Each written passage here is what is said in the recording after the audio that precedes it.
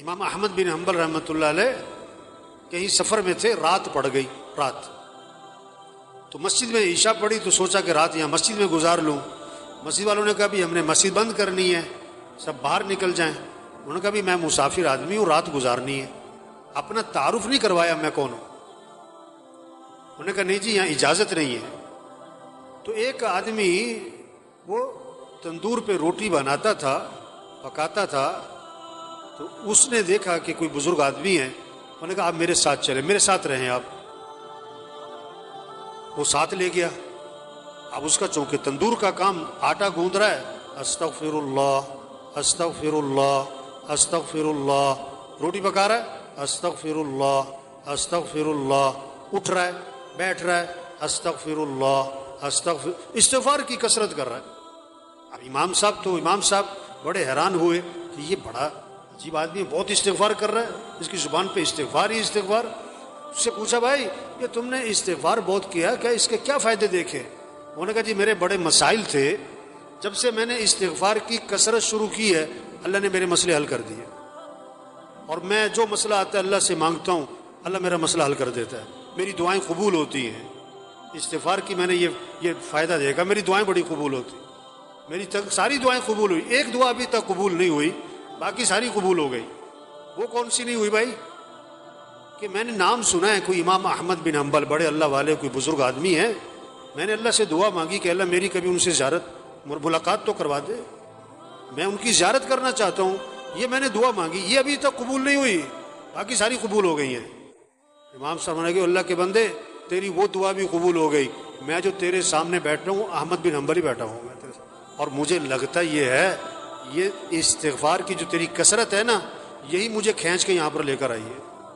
ایک صحابی نکلے اور زور سے کہہ رہے ہیں واہ ذنوبا واہ ذنوبا، ہائے میرے گناہ، ہائے میرے گناہ، میں تو ہلاک ہو گیا۔ آپ نے فرمایا کیا ہوا؟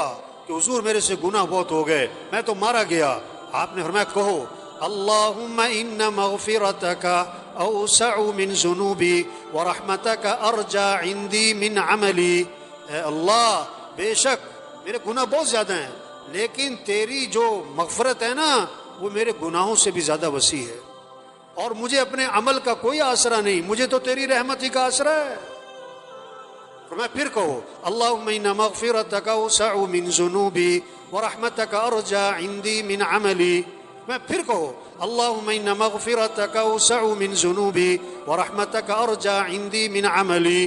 3 دفعہ ان سے یہ دعا پڑھوائی اور میں جاؤ اللہ نے تمہارے سارے گناہ معاف کر دی۔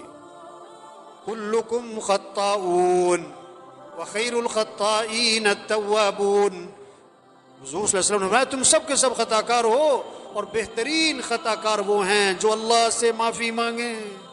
فقلت استغفروا ربکم انه كان غفارا يرسل السماء عليكم مدرارا ويمددكم بأموال وبنين ويجعل لكم جنات ويجعل لكم انہارا۔ استغفار کرو تو کیا ہوگا؟ ایک تو اللہ گناہ معاف کر دیں گے، اور پھر اللہ بارشیں دیں گے، اور اللہ تمہاری مدد کریں گے، مال بھی دیں گے، مال اولاد بھی دیں گے، بیٹے دیں گے، اور اللہ نہروں میں برکت دیں گے، باغات میں برکت دیں گے۔ یہ اللہ کے وعدے ہیں۔ ہمارے مسئلوں کا حل حکومتوں کا بدلنا نہیں ہے، ہمارے مسئلوں کا حل مال کی کثرت نہیں ہے، ہمارے مسئلوں کا حل اسباب کی کثرت نہیں ہے، ہمارے مسئلوں کا حل استغفار ہے، اللہ سے معافی مانگنا ہے، اللہ کے سامنے گڑ گڑانا ہے، اللہ کے سامنے رونا ہے، اللہ کے سامنے تضرع زاری کرنا ہے۔ ہاں یہ ہمارے مسئلوں کا حل ہے، چھوٹے بڑے مسئلوں کا حل، انفرادی اجتماعی مسئلوں کا حل، غریبوں کے مالداروں کے مسئلوں کا حل، عوام کے حکمرانوں کے مسئلوں کا حل استغفار۔